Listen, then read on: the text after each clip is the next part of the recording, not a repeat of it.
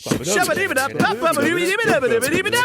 players. We're Narvaez Jr. Grumpcade. Hey, Arnold. Welcome back. God. All right, let's enter this dungeon. I literally had such a brain fart. It's okay, It's like, man, it happens. Oh my god, I love Transformers. Teenage Mutant Ninja Turtles. Anyway, welcome back. Welcome. Just the second dungeon, second of 5. Second of 5, no biggie. Just did it in 5 episodes. Yeah. Well, I mean the 5 10-minute episodes. That's true. Or 15. I don't know. We're pretty chill today. This is just a chill. This is the speaking of beef, this is the first time I've ever seen your office. Yeah, that's obviously, right. and it's a nice little chill office. I got to see pretty much everybody except Dan and Brian because they hate me.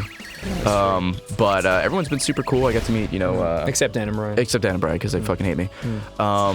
Being able to meet Vernon for the first time and Jack and everybody. Everyone's so nice. Yeah, they're super nice. I really like your guys' space. Dude, I'm always so grateful for my work environment. Like, work always has its ups and downs, but just it's been fucking solid, and it's interesting to be doing this kind of stuff. I never thought in my wildest dreams that I would be hanging out with friends playing video games for a living, and that would be the basis of... That'd be your job. Yeah, and it'd also be the basis for me chasing after my dream, which is to make a cartoon. Like the whole backbone of me being able to do that comes from that. From this, yeah. Yeah, so it's like...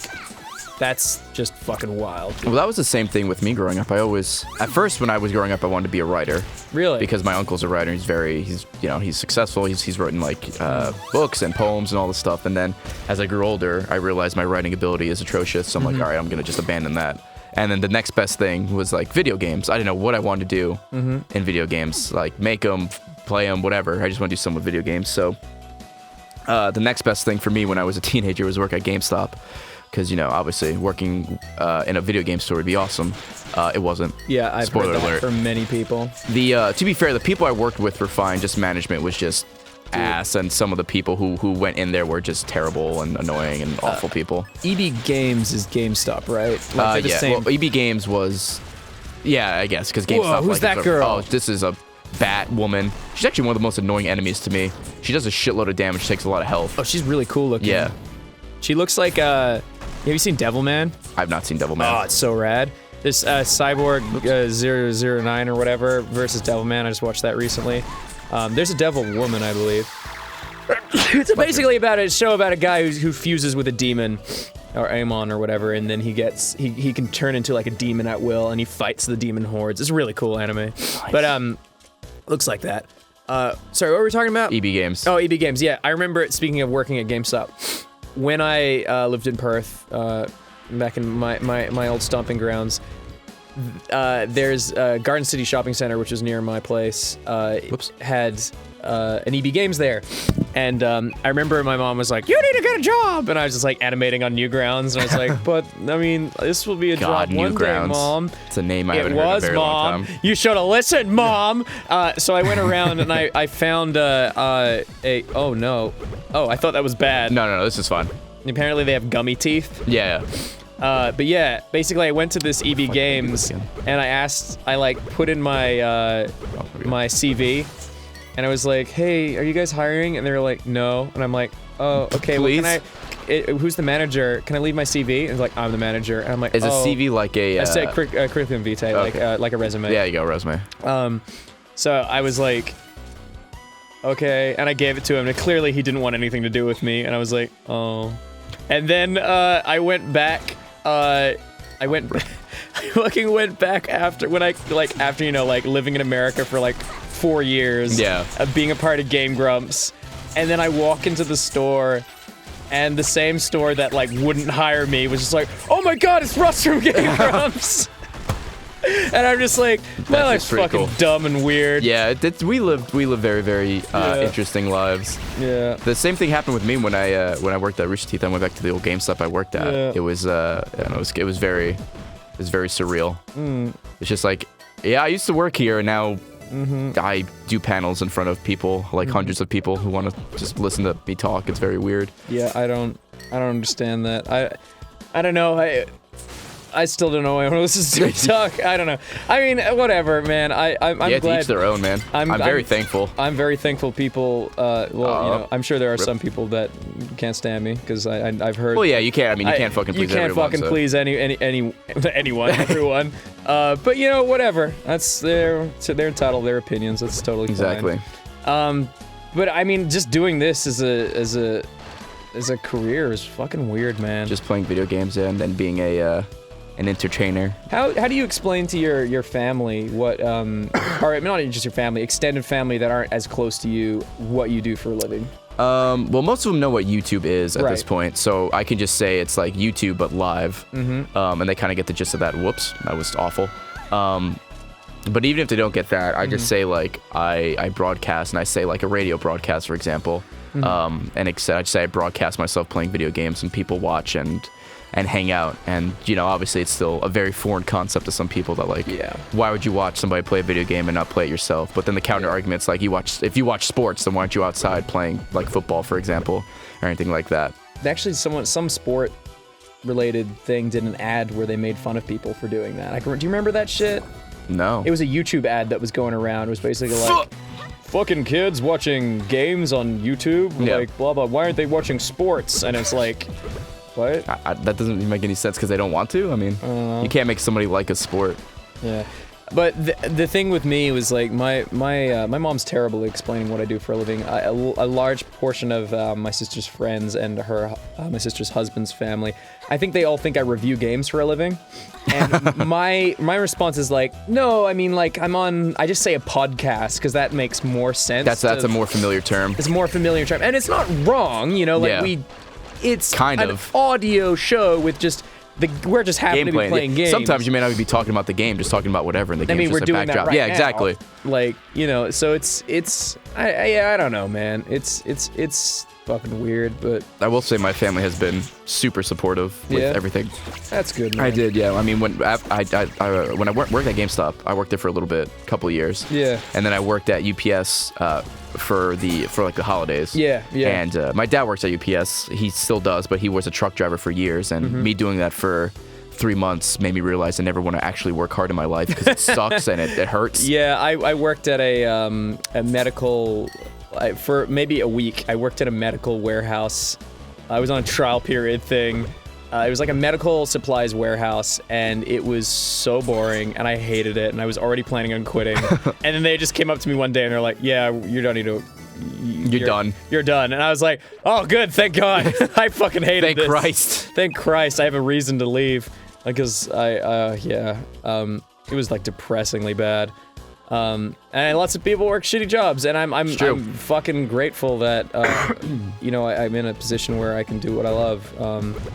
But man, it's like when my whole thing now is like since I've been given like the opportunities that I have, all I really want to do is make the best of it. Well, I want to make the best of it, but I also like as an artist, and this is especially coming back to the Twitch thing, I want to be able to like share the love in terms of like, because obviously like doing GameGrumps has, built a little bit of notoriety as to who I am, right? But there's that part of me that's just like, man, like I remember being an artist and having a really hard time trying to get my name out there. Like I kind of want to be able to do that to people that don't have the same platform that I have. Yeah. So like that's why I've been trying to do. Lately. You want to try and help others out. Yeah. I mean, I don't really want anything in return. I just I like artists. It's like if you go look at my who I follow on Twitter, it's like literally 98% like artists. And yeah, I think that's what I want to make my Twitch into. I want to make it into like a soapbox to like promote artists that otherwise don't have the same exposure that I've been blessed with because of this. So because there are artists that are just infinitely better than I am, and I just so underrated, and I want to make sure that they get seen by the right people. Well, that's kind of what I do with fucking Nikki. On Twitch with raids. Yes, so like exactly. So I think I'm a mediocre streamer. I do all right, but there are definitely way more talented individuals out there who may not have the exposure I had because I was very, I'm very lucky that I got to work with Rooster Teeth for 3 years, and I was able to build an audience, and thankfully they followed me to Twitch. But, a lot of people might be, coming to Twitch for the first time, and they just watch me, and I'm like, all right, well, I guess we should explain what a raid is for people who have no idea what I'm talking about. Go for it. So after you're done with your stream, what a raid is essentially you it's a viewer dump. Yeah, you find a channel that you follow, or a channel that you like, or even a random channel or whatever. A friend, yeah. And then you just send all your viewers over there. And generally you could spam a message. For me, I have an emote that just says raid, RAYD, because I'm clever. Oh, raid. Yeah, it's very clever. And I let people know that they came from my channel because of the emote. And I do that to a whole bunch of smaller streamers, maybe some streamers who are the same size. Whoa, cool. Whoa, that's a pirate hat I've seen It is a pirate hat, yeah. It's Risky's hat, and it allows you to, this allows you to glide, so let me see if I remember to do it. Just the art button. I don't know, what the hell is that? Like, got it. It's the triggers. And whoop, now you can glide. Cool. And I just want to try to expose as many of my viewers to other streamers that I like, because I figure if I like them, there's a very good chance my audience will like it. And it's gone very, very well. I mean, people who, maybe don't get many viewers, their viewer count will skyrocket to like hundreds of people, and they'll be like so happy and excited, at the same time nervous, and it opens up my viewers to other channels that they may like. And if I'm not streaming, I want them to check out other channels on Twitch, and not just what. Yeah, that's important. That's kind of another way of paying it forward. Like I said, like I've had very fortunate to have this opportunity, so I want to try and help out as many people as I can. One of the things with, and especially I'm talking like as far as features go, I've really enjoyed what they've done with like Twitch has some. I personally think that the features are really solid. And I think that if they still have a little ways to go when it comes to creative, at least, because they could do a lot to make creative a little bit more flexible. Because traditionally, like game streaming is, you have you're playing a game, whatever. But with art streaming, if you want to do something more elaborate, it'd be nice if there was a way to do like co-op streams, because right now when I do them, I have to do them with Google Hangouts, and I'm capturing Google Hangouts in order to capture what they're doing, and they can hear me, but then it comes across really echoey, and it's like it's not the best. It's not the best. So there's that part of me that kind of wants to be able to figure out a way. I mean, it would be nice if Twitch added creative support for dual streaming. So you could like split your screen between two people, almost like if you could have like how you do, like for instance, like split screen, vertical split screen for like Mario Kart, or for video games. For video games, like what if you did that and you could have like it was integrated, so like both broadcasts were split into like like a two. Like a split screen kind of thing. Like that would be amazing. I know there's like a website that does it. There's like multi-Twitch. There's a couple of instances like that, but they're like not official Twitch thing. Yeah, like if they had that system integrated, like a split screen system where like two channels can feed into one broadcast, like, and they could pick which maybe goes on both channels. Like you could there's all kinds of things you could do. You could create like entire streams based around like versus kind of things, like people. You like count to see who gets the most donations in a stream, or like like points. You could gamify it to a point, and especially when it comes to drawing stuff, you could like have co-op drawing streams like I'm already doing, but like integrated, and I think that'd be really cool. I'm excited because they're always adding new features to also, Twitch is only, I think it's gonna be 5 years old. Jesus, so it's, really? Yeah, it's still pretty. Still pretty new. I was on Justin TV before Twitch existed. I was one of the creative streamers back then, and then when I became a Justin TV partner, which is something that was very short-lived. Tell me about this. Yeah, I told you about this. So what happened was where's my water? I got the contract, I signed it, I was so excited. I was like, great, and they're like, we need you to stream pretty frequently, and I was like, yeah, I'll do my best, and I tried really hard because I was working on my old Pokemon cartoon that I put out on my old YouTube channel, and basically what happened was, after a week or two, I got an email saying like, hey, we had to cancel your Justin TV partnership. No explanation. I was like... It's just gone. I just like, oh, what happened? And then, uh-oh. No, it's fine. Oh, I thought you used spikes or something. No. But yeah, and I was like, oh, that sucks. And then that week, I think like a week after, it's like, unfortunately, Justin TV is shutting down. We're shifting focus to exclusively Twitch. And then I talked to my my Justin TV, my Justin TV contact, and he's just like, his name's Kush. And Dan Cush is his first name's Dan, his last name's, I'm kidding, his name's Cush Patel. He's a nice guy. Yeah, but we always made fun of his name because I'm sure he loved that. I'm sure he gets it all the time. So basically, Kush was like, yeah, it's shutting down, but like we're migrating the Rubber Ninja username to Twitch. So, and then I read that the terms and conditions. It's just all video games. Has to be video games. 100%. And I said to him, I was like, hey man, like I want to keep using your service, but it says here that I can't do anything but video games. I don't want to get banned. He's like, oh well, if you get banned, just talk to me. We'll make sure you. That's the thing when people say that. I mean, it's like Yeah. I'm sure you mean well, but you only have so much power. Yeah, exactly. Like I don't want to put all my eggs in one basket and have them taken away from me, you know?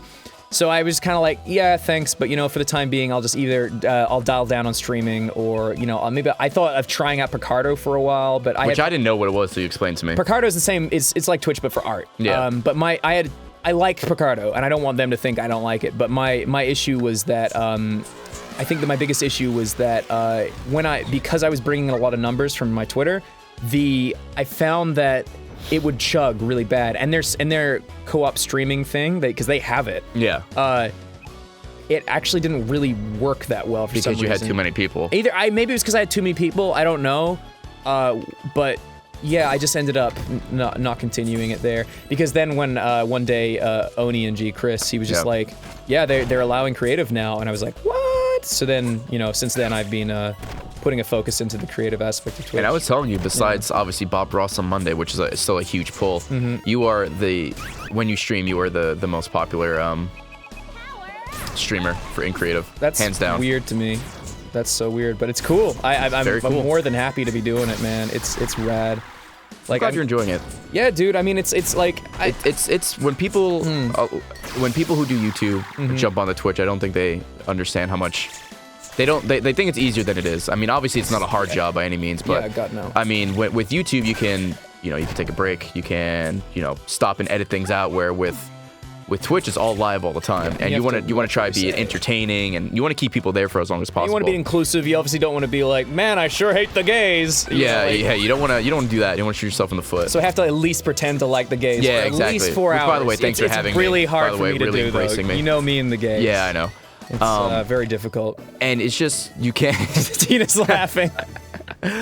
It's a little bit harder than a lot of people take it credit for. Yeah, you're not kidding. And I still recommend people, if you have any interest in it, to definitely at least try it. All the newer consoles, the Xbox One, the PS4 have it built in, so even if you don't have like a capture card or anything, you could at least try to do it. And do you have any advice for starting out? I mean, this is turning into an interview at this point, but hey, fine. I mean, why not? Because you're our first Twitch guest, people might not even really watch Twitch. Yeah, so please tell me what advice would you give to, let's just say in this case, a gameplay streamer? What would you say to them?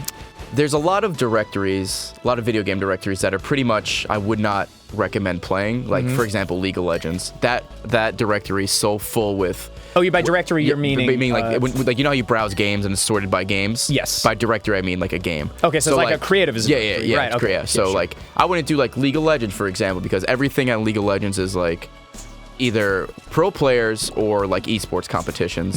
And that directory is so congested with too many people that if you stream and you don't have thousands of viewers, you're gonna big Twitter following. Yeah, a big Twitter following. You're gonna fall all the way to the bottom. Yep. The most important thing is really just this is the boss fight. So I could wrap this up quickly because it's pretty easy.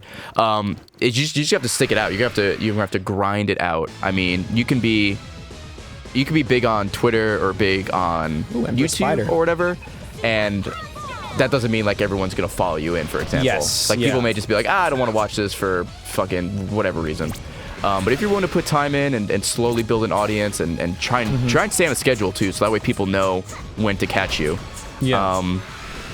And just take your time and have fun doing it is the important thing. If you go in just for the money aspect, I think viewers will kind of catch on to that, and they won't really appreciate that. Just do it because you want to do it, and just be willing to put in the time, and then who knows, you might start off with no viewers, and then you might get one, that one may turn to 5, and so on and so forth.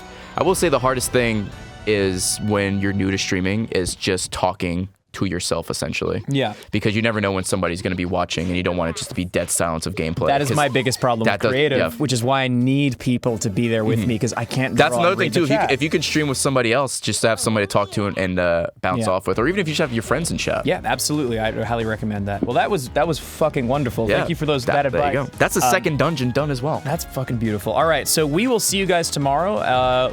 Also, you know, if you have any questions for Ray, hit him up on Twitter. Please let me know. What's your Twitter? It is at Ray Narvaez Jr., my full name. Oh, there you go. Oh, great. Well, we'll see you guys tomorrow for more Shantae. Bye. Bye, guys. I know you probably want to go to the bathroom, Tina. You didn't want to open the door, did you? Waiting.